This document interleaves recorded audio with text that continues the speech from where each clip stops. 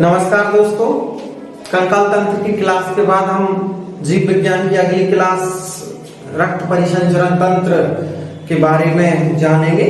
जय हिंद, जय भारत। तो आज की हमारी क्लास में रहेगा रक्त परिसंचरण तंत्र। और रक्त परिसंचरण तंत्र सभी प्रतियोगी परीक्षाओं के लिए काफी महत्वपूर्ण विषय है। रक्त परिसंचरण तंत्र के बारे में हम पहले सामान्य सी जानकारी देख लें तो रक्त एवं उससे संबंधित सभी अंगकों को रक्त परिसंचरण तंत्र का हिस्सा माना जाता है। इस हिस्से की अगर हम बात करें तो सर्वप्रथम रक्त परिसंचरण तंत्र की खोज करता विलियम हार्वे है। विलियम हार्वे, तो सर्वप्रथम विलियम हार्वे महोदय ने पता लगाया था कि शरीर में जो ब्लड होता है वो कहां कहां से कैसे गति करता है और इसके बारे में उन्होंने हमको विस्तृत जानकारी दी थी। तो रक्त परिसंचरण तंत्र में अगर हम रक्त के संगठन की बात करते हैं, रक्त का गठन, तो रक्त का गठन या संगठन दो चीजों से मिलकर बना होता है। एक तो कणिकाएं होती हैं और दूसरा होता है प्लाज्मा। तो कणिकाएं भी अलग अलग प्रकार की होती हैं। तो इस प्रकार कणिकाओं की अगर हम बात करते हैं तो ये तीन प्रकार की होती हैं। लाल रक्त कणिका,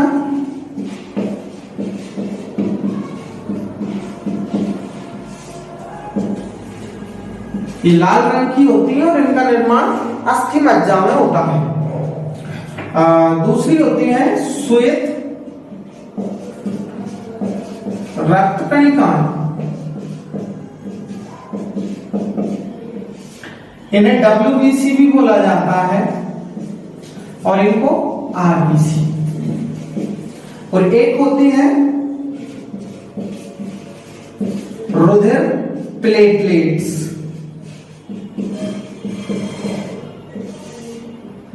ये आपको डेंगू जैसी बीमारी में इनका नाम काफी सुनने को मिलता है कि प्लेटलेट्स की कमी हो गई। साधारणतः लोग इनको प्लेटा बोलते हैं।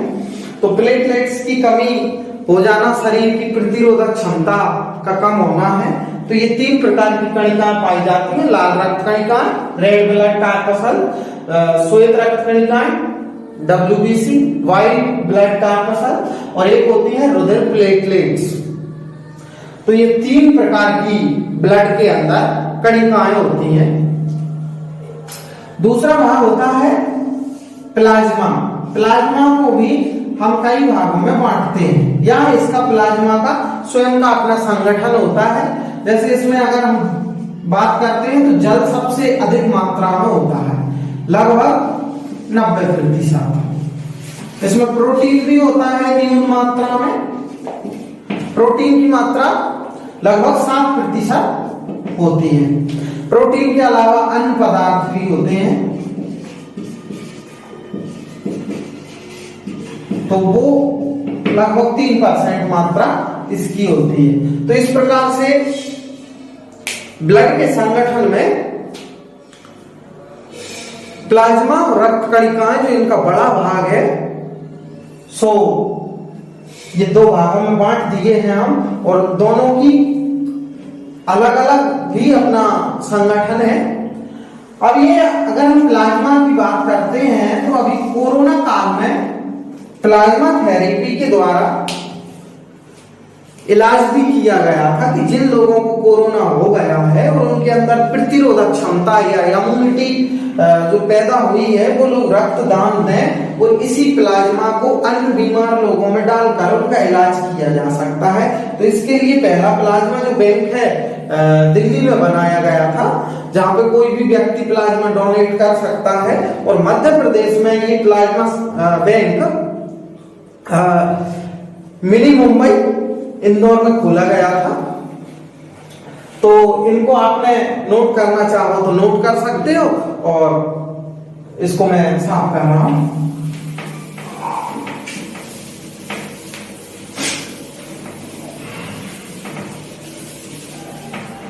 रक्त परिसंचरण तंत्र वह तंत्र है जिसके माध्यम से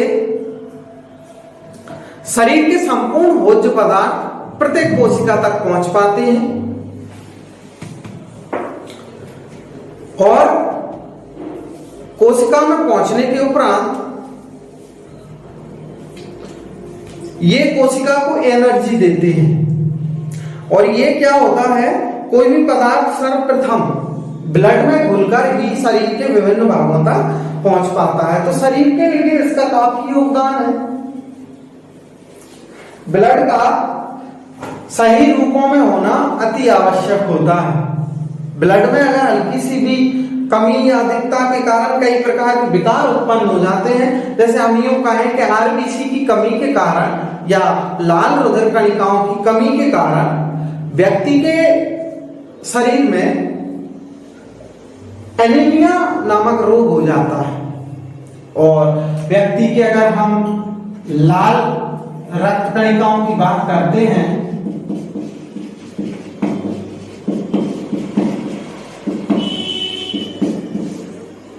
ये लाल रक्त कणिकाओं का लाल रंग हीम नामक पदार्थ के कारण होता है, जिसको हम आयरन कह सकते हैं। तो आयरन ही इसके लाल रंग का कारण होता है। लाल रक्त कणिकाओं में हीमोग्लोबिन नामक पदार्थ पाया जाता है। तो अब हम दोनों ही चीजें जो हमने रुधिर को दो भागों में बांटा था कि एक प्लाज्मा होता है और एक लाल रुधिर कणिकाएं एक कणिकाएं होती हैं और एक प्लाज्मा होता है। तो प्लाज्मा और कणिकाओं को हम दोनों को थोड़ा सा डिटेल में पढ़ेंगे। तो सबसे पहले हम बात करते हैं प्लाज्मा की।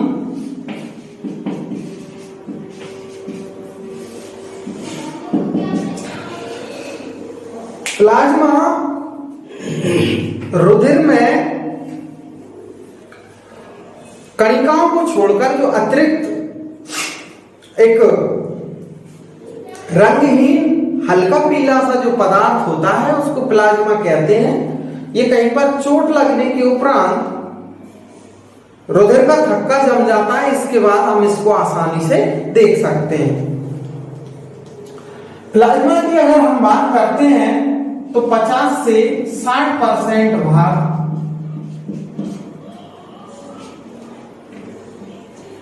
रक्त का होता है। 50 से 60% जो भाग होता है रक्त का वो प्लाज्मा का बना हुआ होता है। और जो भोज्य पदार्थ हम पूर्व में भी बता चुके हैं कि भोज्य पदार्थों के परिवहन का काम कौन करता है, प्लाज्मा और रक्त करता है।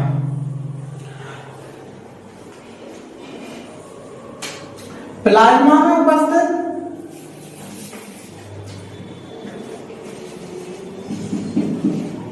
थ्रोम्बिन एवं फाइब्रिनोजेन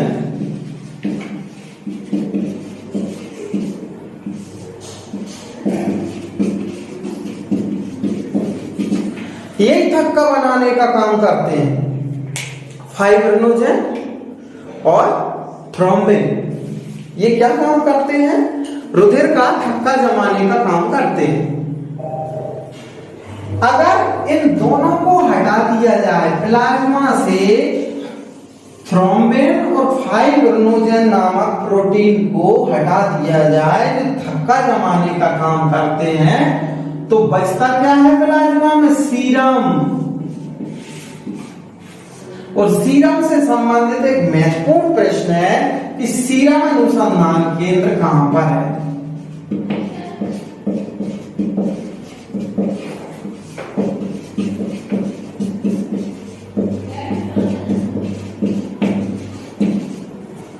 तो सीरम अनुसंधान केंद्र है पुणे में। आप इसको याद रखेंगे, ये बढ़िया क्वेश्चन है। और एक चीज और बता दूं, ये सीरम से ही विभिन्न प्रकार की दवाइयां बनाई जाती हैं जो प्रतिरोधक क्षमता से संबंधित होती हैं। और ये जो विभिन्न प्रकार के जहरीले जंतुओं के जहर को कम करने के लिए जो औषधियां बनाई जाती हैं वो विभिन्न प्रकार के जानवरों के सीरम से ही तैयार की जाती हैं। जैसे अगर हम सर्प के विष को कम करने के लिए या उसको नष्ट करने के लिए जो दवाइयां दी जाती हैं वो घोड़े या गाय के सीरम से ही तैयार की जाती हैं। तो ये भी अपना एक क्वेश्चन बनता है। इसके बाद हम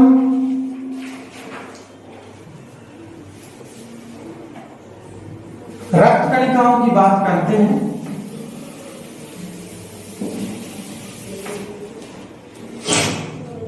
रक्त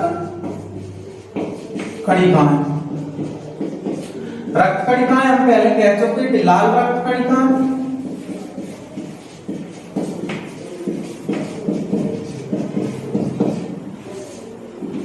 दूसरी है श्वेत रुधिर कणिकाएं,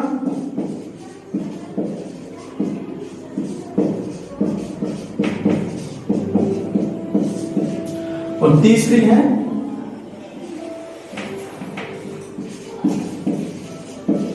रुधिर प्लेटलेट्स।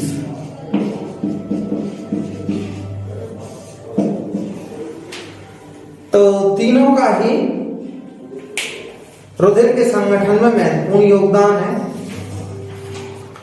तो सबसे पहले लाल रक्त कणिकाओं की बात करते हैं। लाल रक्त कणिकाओं का दूसरा नाम है इरिथ्रोसाइट। इरिथ्रोसाइट्स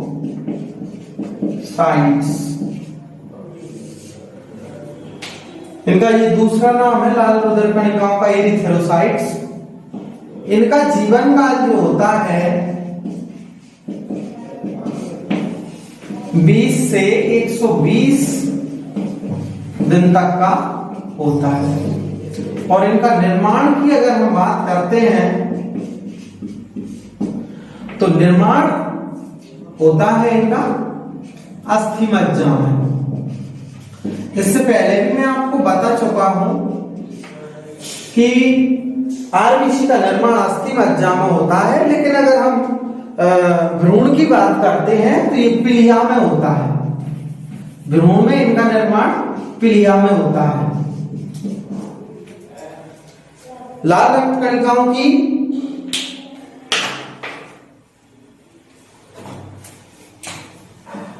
कमी से या हीमोग्लोबिन की कमी से शरीर में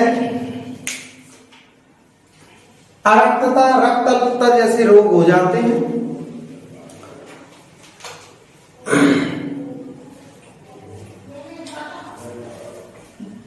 ये जो कणिकाएं होती हैं लाल रक्त कणिकाएं, लाल रक्त कणिकाओं का लाल रंग हीमोग्लोबिन नामक पदार्थ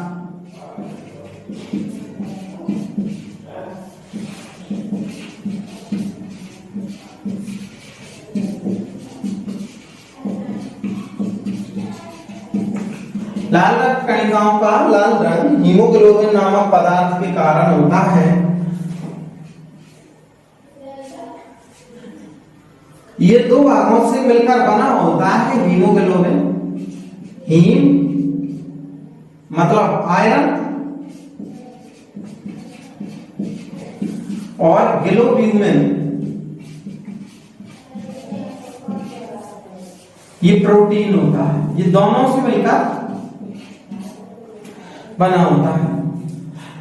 हीमोग्लोबिन या लाल रक्त कणिकाओं की अगर हम बात करते हैं तो ये ऑक्सीजन O2 एवं कार्बन डाइऑक्साइड CO2 का परिवहन भी करते हैं।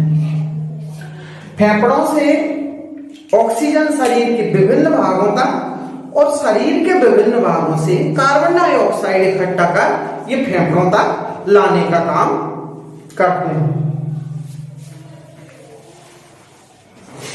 इसके बाद हम पढ़ेंगे श्वेत रक्त कणिकाएं। दूसरी महत्वपूर्ण कणिकाएं हैं श्वेत रुधिर कणिकाएं। श्वेत रुधिर कणिकाएं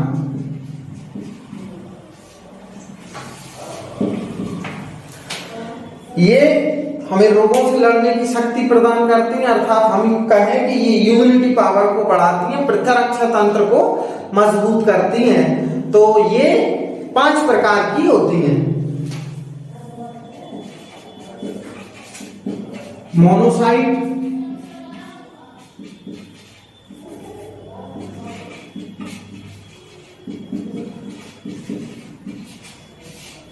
लिम्फोसाइट, न्यूट्रोफिल्स,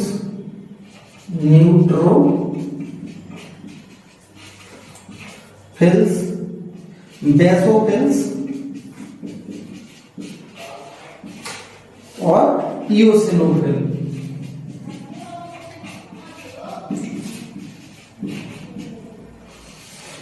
ये 5 प्रकार की होती हैं। मोनोसाइट, लिम्फोसाइट, न्यूट्रोफिल्स, बेसोफिल्स और इओसिनोफिल। ये 5 प्रकार की जो कणिकाएं होती हैं वो आखिरकार WBC का निर्माण करती हैं। तो सबसे मोनोसाइट जो होती हैं खूब बड़े आकार की होती हैं, मतलब ये कहें कि WBC की ये 5 कणों में सबसे बड़े आकार की होती हैं। लिम्फोसाइट ये लिम्फ का निर्माण करती है। ये हम कहें कि एक पारदर्शी द्रव होता है और ये छोटी भी होती हैं। न्यूट्रोफिल्स की अगर हम बात करते हैं तो ये सबसे ज्यादा संख्या में पाई जाती हैं। अगर आपको बीमारी वगैरह होती है या कोई आपके अंदर इन्फेक्शन होता है तो इनकी संख्या घटने लगती है। इओसिनोफिल्स की अगर हम बात करते हैं तो ये कवक और पैरासाइट वाले जो रोगाणु होते हैं, कवक वगैरह होते हैं, पैरासाइट होते हैं, उन पर ये नियंत्रण करने का काम करती है। और बेसोफिल्स की अगर हम बात करते हैं तो ये सबसे कम जनसंख्या में पाई जाती है।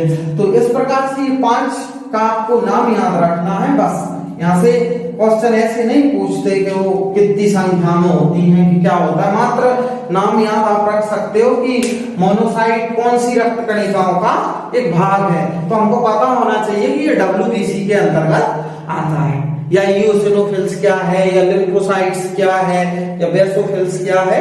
तो ये काय के अंतर्गत आती है? WBC के अंतर्गत। फिर हम बात करते हैं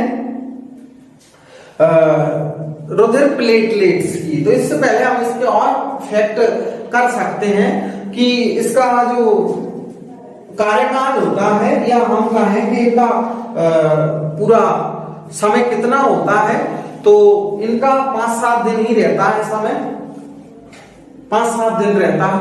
और इसकी जनसंख्या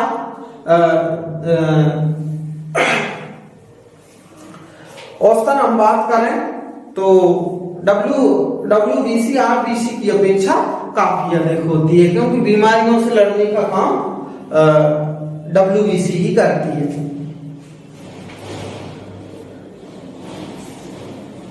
लिम्फोसाइट्स की मात्रा अधिक बढ़ने से, ये जो लिम्फोसाइट,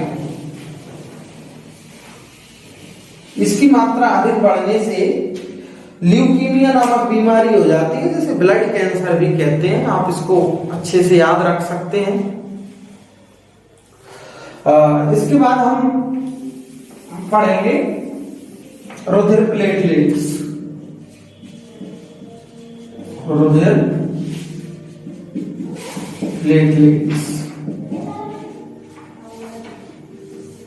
देखिए, ये 3 नंबर की हमारी रक्त कणिका है, रुधिर प्लेटलेट्स।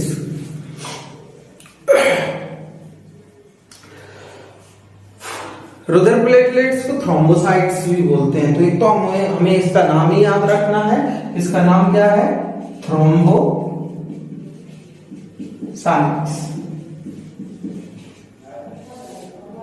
थ्रोम्बोसाइट्स,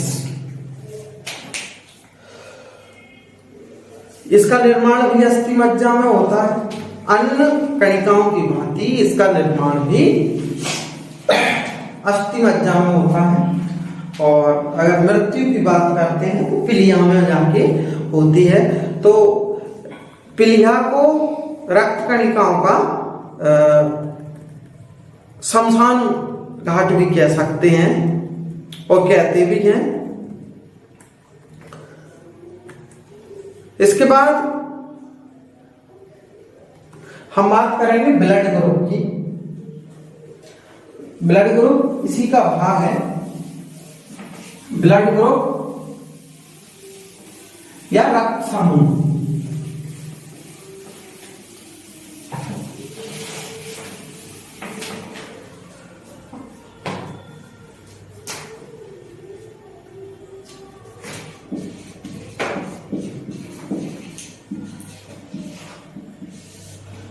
रक्त का पता तो पूर्व में ही पता चल गया था। मानव के अंदर एक द्रवीय पदार्थ होता है लाल रंग का जिसको रक्त कहते हैं, लेकिन ये बाद में पता चला कि सभी मनुष्यों में रक्त एक ही प्रकार का नहीं होता।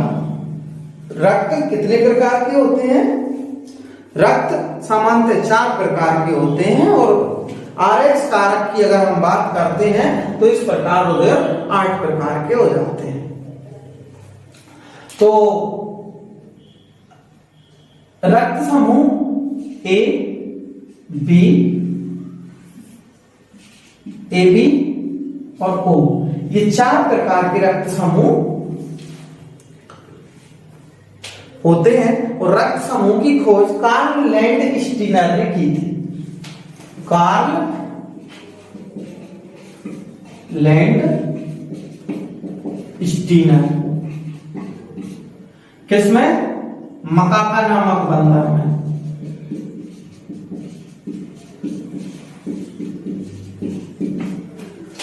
तो ये रक्त समूह की खोज हो जाने के बाद ये क्लियर हो गया कि प्रत्येक व्यक्ति में हृदय एक जैसा नहीं होता। ठीक है, अब हम इनको अलग अलग पार्टों में डिटेल में समझेंगे। रक्त समूह में अनेक एंटीजन होता है और एंटीबॉडी होती है।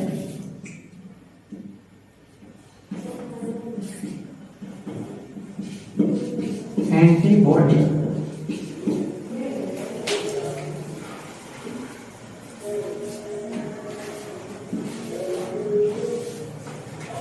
तो हमेशा जो रक्त समूह होता है उसमें वैसा ही एंटीजन होता है।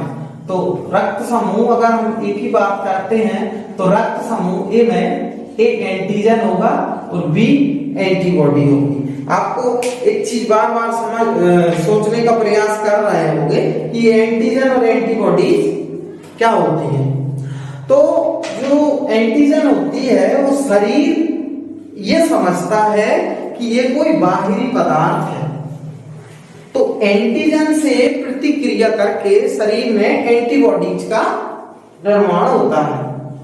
तो रक्त समूह ए में ए एंटीजन होता है और बी एंटीबॉडी होती है। अब जो रक्त समूह वाला ए वाला है वो ब्लड किस किस को दे सकता है?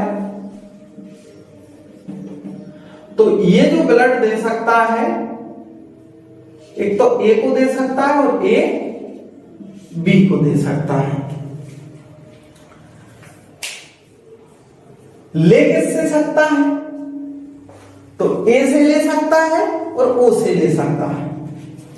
फिर अगर हम बात करते हैं बी की, बी की बात कर सकते हैं तो बी में एंटीजन बी जैसा ही होगा, जैसा ये है वैसा ही एंटीजन होगा। एंटीबॉडी ए होगी, एंटीबॉडी ए होगी। दे किसको सकता है? तो एक तो बी को ही दे सकता है अपने जैसे को और ए बी को। अच्छा, लेने देने की बात हो रही है तो लेने की भी होगी यार, दे सकता है और ले सकता है। कौन से ले सकता है भैया? ए से भी लेगा और ओ से लेगा। ये बी है तो बी से लेगा और ओ से लेगा। अब ए बी की बात होगी। AB की बात होती है तो AB में दोनों एंटीजन होते हैं और ये निल होता है। एंटीजन AB दोनों होते हैं क्योंकि इसके जैसे होते हैं और एंटीबॉडी इसमें कुछ भी नहीं होता। जब किसी में ब्लड ग्रुप में अगर एंटीजन होए ही ना तो वो किसी से भी रक्त ले सकता है। मतलब ये दे पाएगा केवल AB को और ले सभी से सकता है। तात्पर्य A से भी ले सकता है, B से भी ले सकता है, AB से भी ले सकता है और O से भी ले सकता है। इसलिए इसको सर्वग्राही ब्लड ग्रुप कहते हैं। क्या बोलते हैं इसको? सर्वग्राही, यूनिवर्सल एक्सेप्टर बोलते हैं इसको। क्या बोलते हैं? यूनिवर्सल एक्सेप्टर या सर्वग्राही। सर्वग्राही ये भी ब्लड ग्रुप जो होता है वो यूनिवर्सल एक्सेप्टर होता है। अब O की बात करते हैं। O में कोई एंटीजन नहीं होता। एंटीजन नहीं होता तो एंटीबॉडी A और B दोनों होते हैं। किसको रुधिर दे सकता है? ये सभी को, A को भी, B को भी, AB को भी और O को। ले किससे सकता है? केवल O से। अब ये चूंकि सभी को देता है इसलिए इसको यूनिवर्सल डोनर भी कहते हैं। तो ये ब्लड ग्रुप वाली बात हो गई कि जो एंटीजन होता है वो जैसा ब्लड ग्रुप होता है वैसा होता है और जो एंटीबॉडी होता है उसका विपरीत होता है। AB में कोई एंटीबॉडी नहीं होती इसलिए किसी से भी ले सकता है। अगर एंटीबॉडी होती तो किसी से भी नहीं ले सकता। जो आने वाला पदार्थ है उसको उसके प्रति एंटीबॉडी पैदा करता वो नुकसान हो सकता था। तो इसलिए इसमें कोई एंटीबॉडी नहीं होती इसलिए किसी से भी ब्लड ले सकता है। O में एंटीजन कुछ भी नहीं होता इसलिए स्वयं जैसा ही ब्लड ग्रुप इसके अंदर डाला जा सकता है। पर एंटीबॉडी दोनों होती है इसलिए दे किसी को सकता है। जब दोनों एंटीबॉडी होती हैं और किसी भी ब्लड ग्रुप में ये जाता है तो उसके ही जैसा बन जाता है और अन्यत्र किसी प्रकार के साइड इफेक्ट नहीं होते। तो ये था ब्लड ग्रुप। ब्लड ग्रुप के बारे में आप जान गए होंगे कि ब्लड ग्रुप सामान्यतः 4 प्रकार का होता है। अब और एक इनकी बात करते हैं तो ये RH कारक युक्त होते हैं, उन्हें RH पॉजिटिव बोलते हैं। पॉजिटिव नेगेटिव करके भी ब्लड ग्रुप होते हैं। तो इस प्रकार से इनके 8 ग्रुप बन जाते हैं।